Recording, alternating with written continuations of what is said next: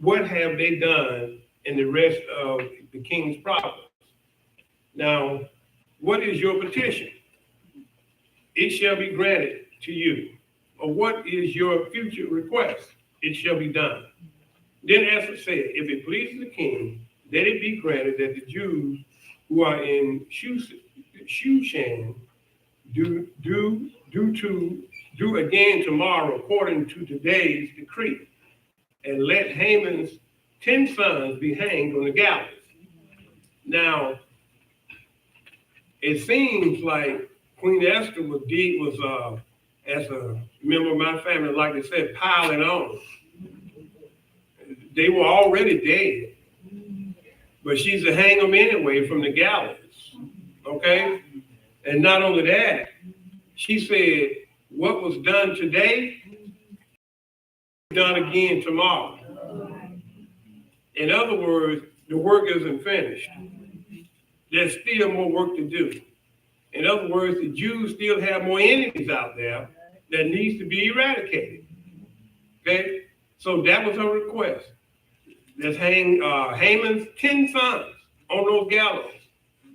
This is that same Haman that was the enemy of the Jews. His 10 sons that were already killed in war. Go hang them on the gallows. Yeah. I heard one sister said years ago, I can't tell you who her name is because she was in the church. She said about her ex-husband that died, she said, I wake him up and kill him again.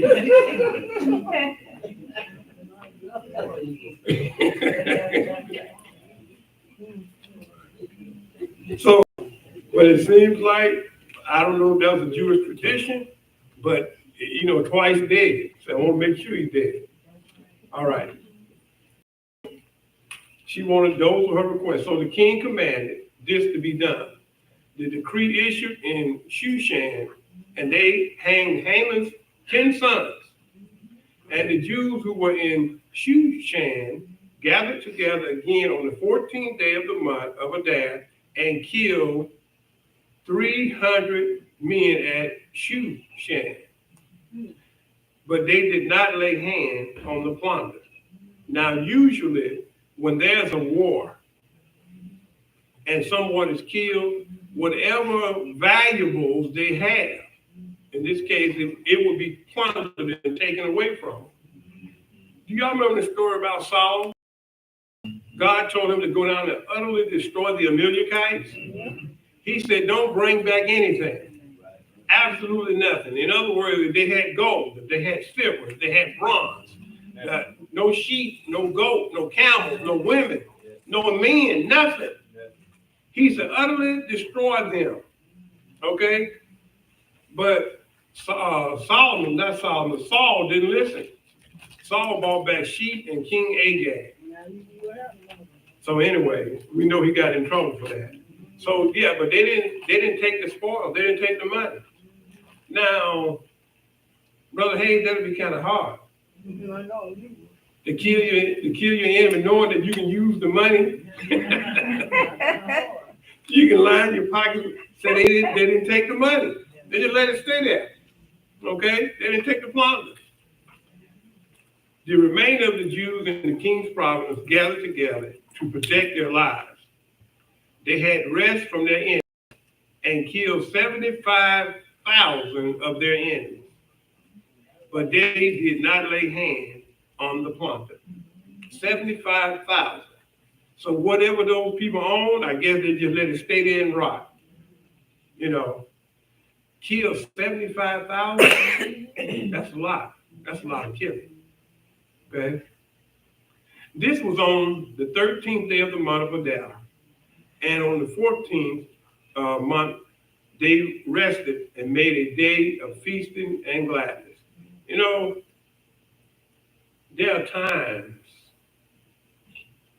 we need to celebrate. Okay? Now, I consider it a celebration. Every first day of the week, we remember what Jesus did for us on the cross by taking up the communion. Right. That's our way of remembering, reminiscing about what he has done on the cross, his death, his burial, and most of all, his resurrection. Okay?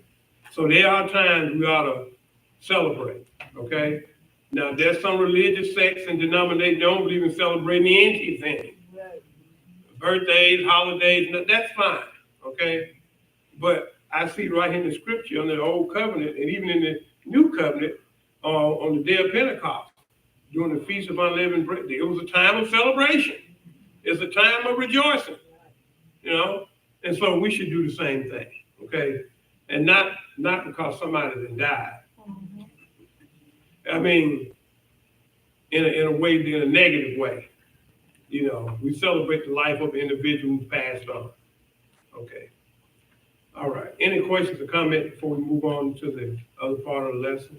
Questions or comments about what took place here with the Jews? All right. Page number 99.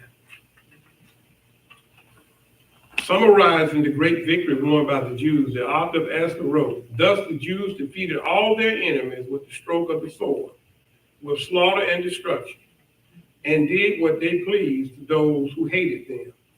Unlike modern descriptions that often provide early details of a battle scene, the account in Esther is understated.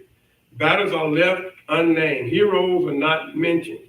In other words, no one, you remember when Saul and David one time went off to war and they came back, the women came back. Saul has killed his 1,000, but David has killed his 10,000. And from that time on, I think the scripture said, Saul eyed David. Because they made a distinction between the two. In other words, David was our hero because he killed more men than Saul. Oh, that causes problems in situations like that. But that's what happened. Okay, such details are unnecessary for the story. For this story is about deliverance of the Jewish people from their enemies. Esther and Mordecai did their part, but ultimately God deserved the glory. Listen, we play a vital role in everybody's life, whether you know it or not. Because guess what we're here to do? We're here to help one another. See, that light finally came on to me, church. I'm here. God put me here to help somebody. Okay? We're in the business of helping people. Because what did Jesus do? All Jesus ever did was help people. That's all he ever did. Heal the blind, raise the dead, heal the sick. He did. Now, I cannot raise the dead. I can't make you see. I can't heal the sick. Okay? But I can bring you a glass of water. I can bring you something to eat. I can pray for you. So we are here to help. That's all Jesus did was help people. If you read up on Jesus in the Bible, everything he did was about helping other people. Okay? And so we just can't live in this world, you know what, this is all about me. Okay? Then what happens when you die? But